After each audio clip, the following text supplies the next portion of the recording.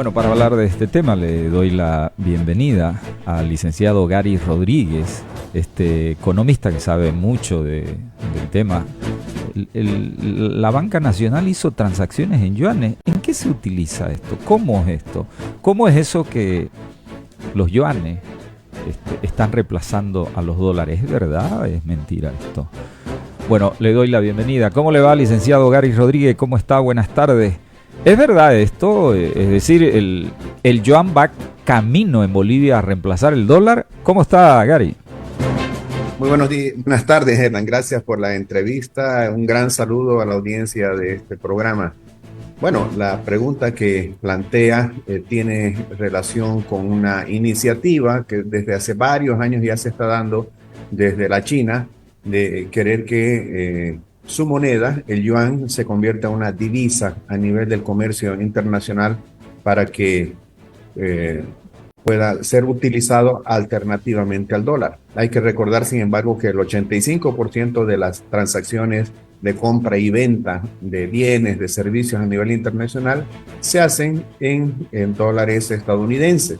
Eso no obsta que ese otro 15% sea realizado, por ejemplo, en euros al interior del bloque europeo, o que se utilice el yuan en las crecientes relaciones que está teniendo la China con los países a los cuales está llegando de una forma verdaderamente vertiginosa con sus exportaciones. Pero también como antecedente hay transacciones en Bolivia, en reales, para hacer negocios de compra con el Brasil, como también se utilizan los soles en el caso de las transacciones con el Perú. Que hay un interés de sustituir al dólar con el yuan desde el punto de vista ideológico, por supuesto, pero para eso tendrá que pasar muchas cosas y mucho tiempo todavía. En el intertanto, hay avances en lo bilateral, ¿no? Por ejemplo, hoy día está reportando que el comercio entre Brasil y la China ha tenido ya un buen ejemplo en el caso de una operación completa que se ha realizado en yuanes. Hay que indicar que a nivel del grupo de BRICS, que se han reunido hace un poco más de un mes atrás, también ha nacido esta idea, esta iniciativa, a partir del presidente del Brasil, que ahí sí, con una fuerte carga ideológica, plantea que el yuan vaya siendo utilizado cada vez más, pero también habla de utilizar las monedas nacionales. Y para concluir esta reflexión, en Bolivia se ha empezado a utilizar esto, como usted bien decía, por la escasez de dólares. Es cierto que hasta con la China y como con todo el mundo prácticamente, la divisa generalmente aceptada es el dólar. Pero ¿qué pasa si el dólar en el país ha subido en su costo producto del aumento de los costos de transferencia? Si se habilita esta posibilidad de comprar yuanes para pagar con yuanes en la China, o que también nos paguen en yuanes desde la China por lo que exportemos y nosotros podamos convertir eso a bolivianos acá. Esa sería la idea, ¿no? De facilitar el comercio. Desde ese punto de vista está bien la iniciativa, especialmente cuando se reporta oficialmente ya que unos 40 millones de dólares de transacciones comerciales con la China de comercio bilateral ya se han financiado en esta moneda asiática, principalmente con operaciones a través del Banco Unión. Bueno, usted dice, está buena la idea. ¿Y quién hizo este negocio de 40 millones? Bueno, en su momento el ministro de Economía mencionó el sector minero, mencionó el sector agropecuario. No tenemos los datos de las empresas, probablemente quien pueda dar esa información directamente es el Banco Unión. También mencionó en el caso de las importaciones, si no me equivoco, el sector de construcción, ¿no? Importamos bastantes elementos para el sector de construcción y vehículos, ¿no? Entonces, pero 40 millones es nada en Sí, relación a lo que es el exactamente. comercio bilateral con la China. ¿Sabe cuánto es el volumen que el año pasado se ha movilizado entre exportación e importación con la China en Bolivia? ¿Cuánto es? 2.500 millones. Y hemos ahorita hecho una evaluación de los primeros 40 millones de dólares que se han pagado con yuanes, ¿no? Entonces, eso es un poquito más del 10%, digamos 15% podría ser, pero dista mucho, ¿no? Ahora, la perfecta sincronía que podría haber sería que lo que se exporte iguale a lo que se importe. Entonces ahí podría manejarse un mismo caudal, un mismo volumen de yuanes que irían y que volvieran, ¿no es cierto? Pero el problema es de que nosotros a la China le exportamos 800 millones de dólares, casi 800 millones, y ellos a nosotros nos están vendiendo 2.500 millones solo en la importación. Entonces, imagínense, estamos hablando de 3.300 millones entre los dos. Eso es una cantidad enorme de dinero que se tendría que utilizar dólares que en el país lamentablemente no los disponemos con la normalidad de años anteriores. Gary, ¿cómo le va? Soy Samantha Flores, buenas tardes, mi querido amigo. No se trata propiamente de sustituir el dólar con el yuan, ¿no es cierto? Sino como ver esto como una alternativa de financiamiento para el comercio entre Bolivia y China. ¿Estamos? Exactamente, buenas tardes, ¿Qué Samantha, tal? ¿Cómo gracias le va? por el contacto. Ya era hora que se acuerden de mí. No, nos encanta conversar con usted, de verdad que nos encanta. Y cuando la coyuntura da pie, no dudamos en convocarlo, Gary. Gracias. Gracias, sí, gracias. Dice bien Samantha, no se trata aquí de sustituir al dólar. Decía yo que el 85% de las transacciones en el mundo se hacen en la divisa estadounidense. Todavía hay ciertos resquemores en relación a utilizar el yuan, porque el yuan está controlado por el gobierno de la China, mientras que la divisa estadounidense depende más bien de la política monetaria de la Reserva Federal, que es totalmente independiente, ¿no? Esa es la principal dificultad o interrogante en relación al yuan para que pueda sustituir perfectamente al dólar. Por eso le decía a Erlan que tienen que pasar muchas cosas y mucho tiempo como para una sustitución que sea importante. En el intertanto, pues, es una alternativa que permite disminuir la presión sobre el dólar. A ver, Samantha, Erlan, ¿qué pasa cuando falta pollo en el mercado? ¿O qué pasa cuando falta huevo en el mercado? ¿Qué pasa con los precios? Suben. El precio del dólar en el país se llama tipo de cambio. Hoy día el tipo de cambio oficial se mantiene en 6.96 y 6.86 para la compra y para la venta.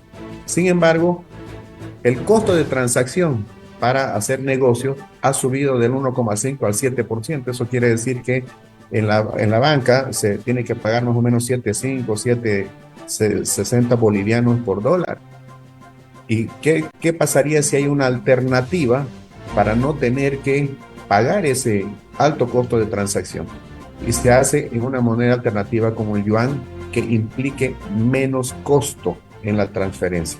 De eso se trata. Entonces, es una alternativa más, por supuesto, para el comercio bilateral con la China. No estamos hablando de que vamos a utilizar yuanes para pagar el comercio con Estados Unidos o con Alemania, por citar dos ejemplos. ¿Y qué moneda, por ejemplo, se utiliza cuando se hace negocio entre Bolivia y China? Conversamos nosotros con empresarios que hacen negocio con China y utilizan dólar, no utilizan yuanes. Exactamente. El problema es este, Erlan. ¿Qué pasa si en Bolivia hay escasez de dólares? ¿Qué pasa si por esa escasez el dólar ha empezado a subir? Ahora imagínense que podamos nosotros comprar yuanes y pagar con yuanes al exportador chino que me manda motocicletas, celulares, computadoras, vehículos, insumos, etcétera. ¿Y qué pasa si el exportador en China recibe los yuanes y luego los convierte en dólares? ¿Qué pasa si al exportador boliviano le pagan en yuanes y nosotros eso convertimos en bolivianos acá o también requerimos dólares? Entonces, es un medio de cambio que viene a disminuir la presión sobre el dólar y por lo tanto con esa menor presión impedir que el dólar siga subiendo de precio en el tiempo. Por eso nosotros apoyamos esta posibilidad, reitero, para el comercio bilateral, como una alternativa, no como con un contenido ideológico de ir a sustituir el dólar porque es del imperio, etcétera. Eso no funciona en el comercio. En Santa Cruz hay dónde comprar yuanes. Bueno, el Banco Unión es el que está haciendo estos negocios. Y ojo, hace una semana atrás, si no me equivoco, han venido representantes de los dos principales bancos chinos, ¿no?, que tienen que ver con el comercio exterior. Han estado acá en Santa Cruz, se han reunido con la banca privada. Sería bueno un contacto con Asoban, por ejemplo, para ver qué bancos se van a interesar en entrar en esta dinámica, para lo cual obviamente tendrían ellos que tener, entiendo, un representante o una sucursal, algo así, en la China para facilitar estos negocios. Don Gary, le quiero aprovechar esto. Fíjese que esta mañana conversé con una persona que es empresaria, tiene negocio, y me decía, ¿y en tu casa cocinan? Le pregunté. ¿O comes afuera? No, toda mi familia compramos comida. ¿Y por qué no tenés una persona que cocine para vos y tu familia? No, me dice. Cuando vos vas al mercado o al supermercado donde vamos nosotros, está todo absolutamente caro. Me sale más barato comer comprar comida. Es decir, ¿cómo anda la economía en este momento? Fíjese de que usted ve a un gobierno que le dice que las cosas son totalmente distintas a las que usted la palpa todos los días. ¿Cómo anda esta economía en Bolivia, que tiene un precio para el gobierno y otro cuando usted va a un mercado? Verela, nosotros nos manejamos en base a información oficial, ¿no? Y la información oficial que recordaba yo, por ejemplo, al mes de junio, era de que la inflación en el país era del 0,8%, o sea, no llegaba al 1%. Hoy día, hasta el mes de agosto, debe estar por encima del 1%, pero ese es un dato cierto, es cierto. El problema es que al interior, ¿no?, hay productos que han caído en su precio y hay otros que han subido. Y lo otro que explica esta baja inflación es de que la canasta de bienes se ha expandido para más de 300 productos. Entonces, el peso de los alimentos sobre el índice de precios al consumidor ha disminuido. Por eso, en lo general, ese indicador de inflación es cierto. Pero lo que usted dice también es cierto. Los alimentos han subido de una forma importante, peor ahora con los bloqueos, ¿no es cierto? O las amenazas de bloqueo. El clima también impacta, y no sería extraño que lo que dijo el amigo, el señor, esté reflejando esta situación. Entonces, en cómo está el país, los números en lo macroeconómico dicen que están bien, pero en la microeconomía, en el día a día, es donde nos enfrentamos a situaciones como las que se han comentado, donde hay ciertos productos que han subido de precio y su incidencia no se aprecia en el indicador, pero sí en el bolsillo de la persona. Pero la información oficial no es la correcta, entiendo. No, la información es correcta. Otra vez le explico. Lo que pasa es que para formar el índice de precios al consumidor, o la tasa de inflación, para llamarlo más fácil, se considera un muestreo de más de 300 productos. Pero dentro de esa canasta de 300 productos está el tomate, está el pollo, está la cebolla, pero también está aparatos para gimnasia, están televisores, están celulares, etcétera. Entonces, el peso que tenía antes el sector de alimentos ha disminuido cuando se ha aumentado la canasta de bienes que se considera. Por lo tanto, el número que da el gobierno es correcto, pero no refleja la incidencia que tienen los alimentos básicos sobre la economía popular. Esto es bien importante lo que le voy a decir. Una persona que gana 100 y gasta 10 en alimentos, por supuesto que no va a haber mucho impacto cuando el precio de los alimentos suba. Pero ¿qué pasa si la generalidad de la gente gana 30? Y el peso de los alimentos es 60. Entonces, lo que pase con los alimentos va a impactar en su poder adquisitivo y eso es lo que le ha reflejado el amigo que le comentó esa situación. Bueno, siempre es bueno conversar con usted para aprender ese tipo de cosas. Licenciado Gary Rodríguez, le agradezco muchísimo por el contacto y por escuchar esos números que son importantísimos. Muy amable, muchas gracias.